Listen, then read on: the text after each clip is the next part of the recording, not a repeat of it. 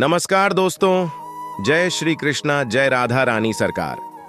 दोस्तों, अगर आप कुछ अलग हटकर सीखना चाहते हैं तो पहले जाकर हमारे चैनल को सब्सक्राइब करें, बेल आइकन पर क्लिक करें, लाइक करें, कमेंट में जय श्री कृष्णा अवश्य लिखें। चलते हैं आज के वीडियो पर दोस्तों। भगवान एक ऐसी सत्ता है जो हमारे मन की बात भी सुन लेते हैं। अगर कोई व्यक्ति भगवान के सामने रोता है तो अंतर्यामी प्रभु ये देखते हैं कि ये मनुष्य बाहर से तो रो रहा है, लेकिन इसके मन में क्या चल रहा है। सारे संसार के लोग भगवान के आगे उनके लिए नहीं रोते, बल्कि ज्यादातर लोगों का रोना उनके जीवन के दुखों को समाप्त करने के लिए होता है। भगवान का रूप देखकर भक्त भावुक हो जाते हैं। हाथ में शंख, चक्र और गदा लिए भगवान विष्णु के दिव्य रूप को देखकर भक्तों की आंखों से आंसू छलक पड़ते हैं। लोग भूल जाते हैं कि वे भगवान से क्या चाहते थे। आपने कई भक्तों की कहानी सुनी होगी जो प्राचीन काल में तपस्या कर रहे थे। जब भगवान के सामने रोने से क्या होता है? आजकल लोग जंगल में जाकर तपस्या नहीं करते हैं, लेकिन घर में भगवान की पूजा करना, मंदिर जाना और झुकना जरूरी है। लेकिन क्या आपने कभी सोचा है कि मंदिर जाने वाले लोग भगवान को प्रणाम करते हैं और फिर उनकी आंखों से आंसू बहने लगते हैं? क्या आपने कभी सोचा है कि भगवान के सामने आंसू बहाने का क्या मतलब होता है? भगवान के दिव्य रूप पर ध्यान। वास्तव में जब कोई शुद्ध मन से भगवान के दिव्य रूप का ध्यान करता है तो उसका रूप आपकी बंद आंखों के सामने होता है। उनके अद्भुत रूप को देखकर मेरी आंखों में आंसू आ जाते हैं।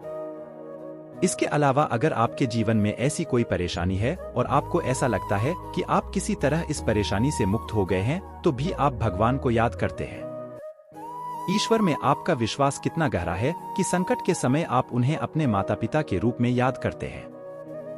आप उम्मीद करते हैं कि संकट के समय भगवान आपको रास्ता दिखाएंगे, चाहे वह किसी भी रूप में हो। भगवान के पास रोने का ये मतलब है।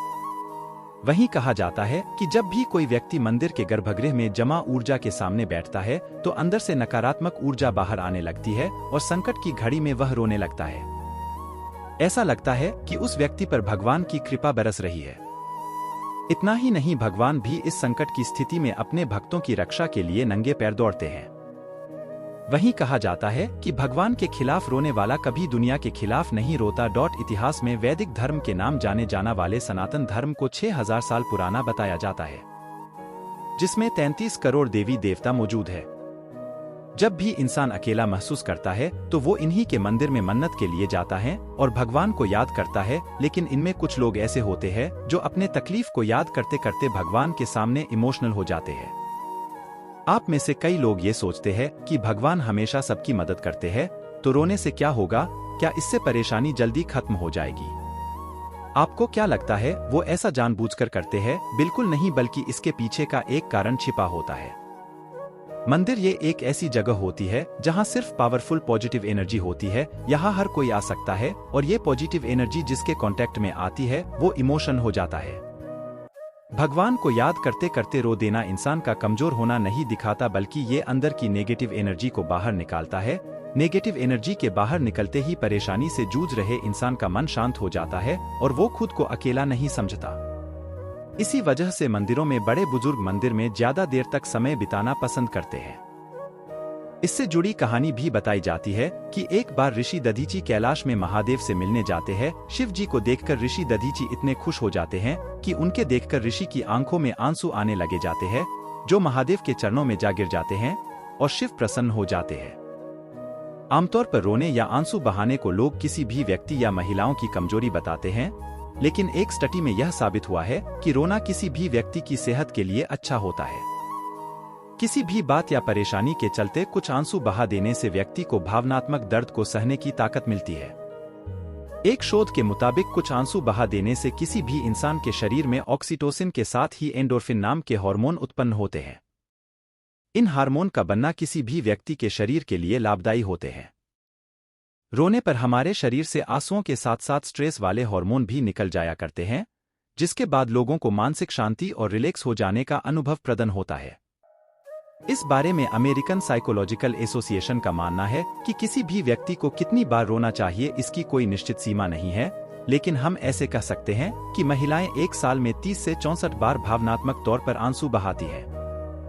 वहीं किसी भी पुरुष के लिए एक माह में 5 बार और साल में 17 बार रोना अच्छा होता है।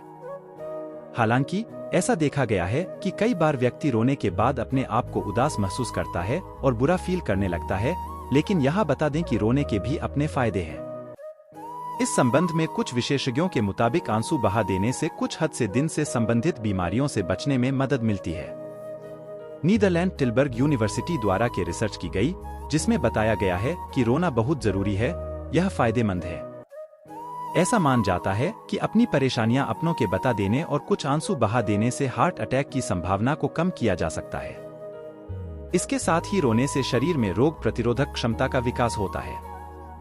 वहीं अच्छी नींद भी आती है, स्ट्रेस कम हो जाता है। अब यदि यहाँ हम बात करें रोने के क्या फायदे हैं, तो यहाँ बता दें कि किसी भी महिला या पुरुष को रो देने से राहत मिलती है। इसके साथ ही किसी भी तरह के तनाव को भी कम किया जा सकता है। आंसू बहा देने से किसी भी व्यक्ति के इमोशन शेयर किए जा सकते हैं।